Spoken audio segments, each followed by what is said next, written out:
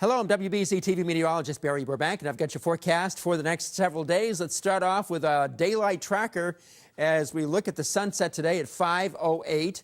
But it won't be long before we'll be having much later sunsets thanks to the return of daylight saving time. That happens on March 10th, 30 days away. And on that Sunday, we'll be having a sunset at 6:45 in the evening. Of course, the flip side is we lose some of the daylight in the morning. And our first 7 o'clock sunset in the evening will be not too long after that on March 23rd when spring will have begun. Speaking of spring, let's look at the countdown. 4 days until spring training begins. Again, the 30 days until daylight saving time returns. 40 days until astronomical spring begins. And the Great Boston Marathon will be here in 67 days. Time goes fast, and we'll be watching that closely. Meantime, we're watching the wind today. It's been howling overnight, has caused some scattered tree damage, and may continue to do so this morning.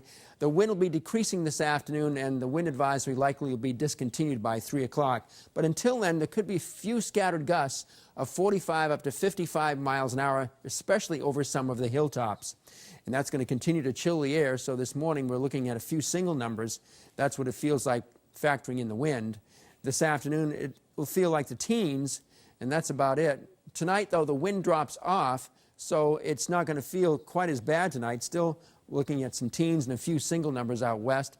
But then it'll feel nicer tomorrow with the wind chill mostly in the low to middle 20s because there will be still a breeze in the morning, but the temperatures will be a little bit higher, so not too bad coming up for tomorrow. The wind will be quite light tomorrow afternoon. We're seeing a few scattered clouds this morning, patches of clouds which are disappearing because they should be drying up completely. We're watching a band of high cloudness go out south of us. You can look in the southeastern sky and see some of those during this morning especially. And we'll look at high temperatures of 32 to 34 in eastern Massachusetts this afternoon.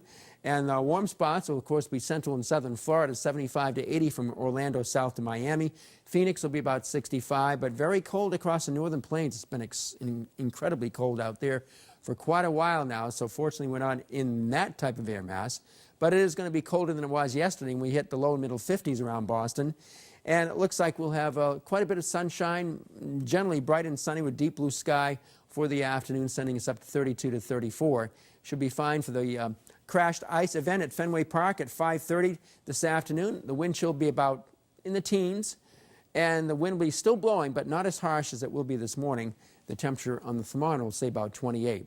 So Monday will be kind of a cloudy day without any precipitation after we have a pretty good day tomorrow. Tuesday is the day we get the storm, and it doesn't really start and impact the morning commute at all. It's going to probably seriously affect the afternoon commute because it's going to be snowing then. The swath of snow will come across in the afternoon, and it'll get moderate to heavy perhaps at times later Tuesday afternoon and into early Tuesday evening, but this storm is going to make such a close pass like all of its predecessors.